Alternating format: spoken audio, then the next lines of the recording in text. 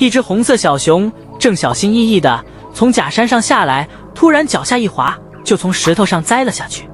这只栽下去的小熊叫圆梦，是法国顶流大明星，爱称小王子，小名迷你园子，是辨识度最高的小熊。如果经销用潦草来形容，那小园子就是潦草的 Plus 版，只能用无语来形容了。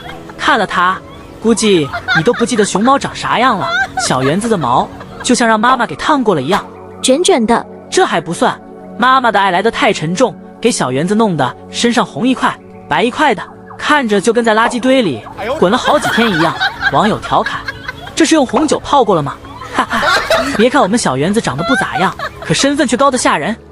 2017年8月4日出生在博瓦勒动物园，他一出生就备受关注。